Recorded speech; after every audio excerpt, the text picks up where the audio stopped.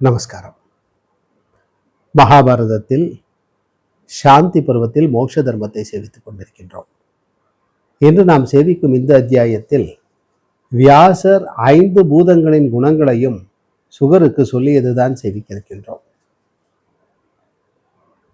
தர்ம அர்த்தங்களையும் சுக துக்கம் முதலிய துவந்தங்களையும் அடைந்திருந்தாலும் மோட்சத்தில் விருப்பமுள்ள சிஷ்யனுக்கு குணவான் ஆகிற ஆச்சாரியன் முதலில் பெரிதான இந்த அத்தியாத்ம விஷயத்தை சொல்ல வேண்டும்.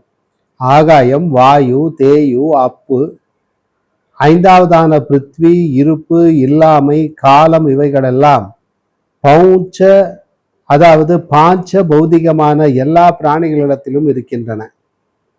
ஆகாயமானது இடைவெளியில் ஸ்வரூபம், ஸ்ரோதி இந்திரியமானது ஆகாயத்தின் காரியம்.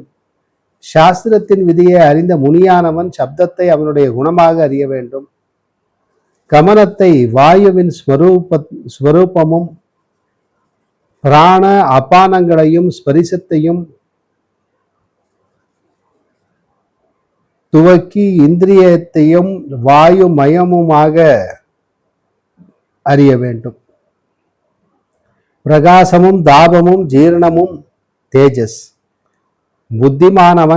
புத்திமானாக இருப்பவன் நேத்திரத்தை தேஜோமயமாகவும் ரூபத்தை அதன் குணமாகவும் அது தமசை நாசம் செய்கிறதாகவும் அறிய வேண்டும். வேர்வையும் திரவமும் பசையும் அப்புவினுடையதென்று சொல்லப்படுகின்றன.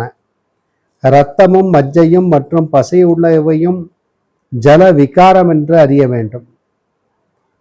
ரசனேந்திரியமும் நாவும் ரசமும் அப்புவினுடைய குணமாக சொல்லப்படுகின்றன. கடின வஸ்துவும் எலும்பும் பற்களும் நகங்களும் பிருத்வியின் பதார்த்தங்கள். மீசை, ரோமம், தலைமயிர், நரம்பு, சுவாச குழாய், தோல் இவைகளும் பிருத்வியே. கிராணம் என்கிற பெயருள்ள இந்திரியமானது மூக்கென்று சொல்லப்படுகிறது. இதன் விஷயமான கந்தமும் பிருத்விமயம் என்று அறிய வேண்டும். மேலுள்ள பூதங்களில் கீழ் பூதங்களின் குணங்களெல்லாம் இருக்கின்றன. கீழுள்ள பூதங்களில் மேலுள்ள பூதங்களில் குணங்கள் இருப்பதில்லை. 5 விதமான பூத கூட்டங்களுடைய பரம்பரையை முனிகள் அறிகிறார்கள். இவைகளுக்கு எல்லாம் மனம் 9ஆகவும் புத்தியானது 10ஆவதுமாகவும் சொல்லப்படுகின்றன. 11ஆவது அந்தராத்மா. அந்த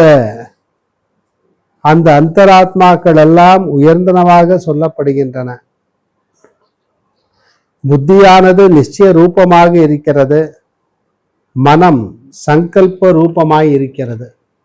சரீரத்தை அறிகிறவனான அந்த ஜீவனானவன் கர்மபல ரூபனான காரணத்தால் அறிய தகுந்தவன்.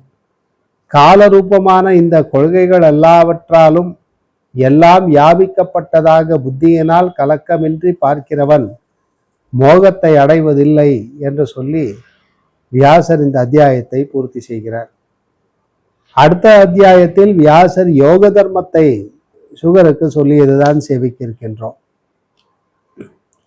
ஸ்தூல சரீரத்திலிருந்து விடுபட்டதும் சூக்ஷ்மமாய் இருக்கிற லிங்க சரீர சாஸ்திரத்தை அறிந்தவர்கள் சாஸ்திரத்தில் சொல்லப்பட்ட யோகம் முதலான கர்மங்களால் நன்றாக பார்க்கிறார்கள்.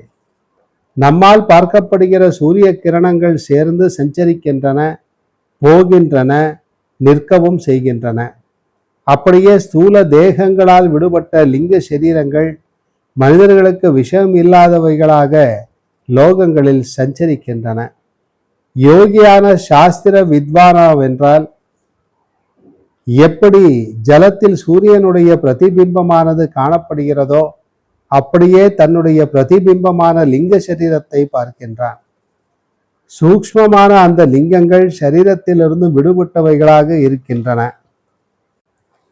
ஆகையினால் இந்திரிய வசம் உள்ள தத்துவ ஞானிகள் அவைகளை உண்மையாக பார்க்கிறார்கள். தம்மால் சங்கல்பிக்கப்பட்டதும் கர்மத்தால் உண்டானதுமான கர்மம் முதலானவற்றை விட்டவர்களும் பிரதானத்துடைய சேர்க்கையிலிருந்து விடுபட்டவர்களுமான எல்லா யோகிகளுக்கும் தூங்கும் போதும் விழித்து கொண்டிருக்கும் போதும் இந்த லிங்காத்மாவானது பகலில் போலவே இரவிலும், இரவில் போலவே பகலிலும் வசத்திலே இருக்கிறது. எப்போதும் நித்தியனும் ஜரண மரணம் மற்றவர்களுமாய் இருக்கிற அந்த யோகியினுடைய ஜீவன் எப்பொழுதும் மகத்துவம், அகங்காரம், 5 தன்மாத்திரைகள் என்கிற 7 சூக்ஷ்ம குணங்களுக்கும் உள்ளதாகி நித்தியம் சகல லோகங்களிலும் சஞ்சரிக்கிறது. மனம், புத்தி இவைகளால் ஜெயிக்கப்பட்டவனும் கனவிலும் தன்னுடைய தேகம் பிறர் தேகங்களை பார்த்து சுக துக்கங்களை அறிகிறவனாக இருக்கின்றான். அந்த சொப்னத்திலும் துக்கத்தை அடைகின்றான், சுகத்தையும் அடைகின்றான். அந்த சொப்னத்திலும் குரோத லோபங்களை செய்து விசனத்தை அடைகின்றான். அளவற்ற பொருட்களை பெற்று சந்தோஷத்தையும் அடைகின்றான். அந்த சொப்னத்திலும் புண்ணியத்தையும் செய்கிறான். விழித்து கொண்டிருக்கிறவன் போலவும் பார்க்கின்றான். இந்த ஜீவன் கர்ப்பத்தை அடைந்து எப்பொழுதும் உதரகனிடத்தில் இருந்து 10 மாதம் குஷியில் வசித்து கொண்டு அன்னம் போல ஜீரணமாவதில்லை.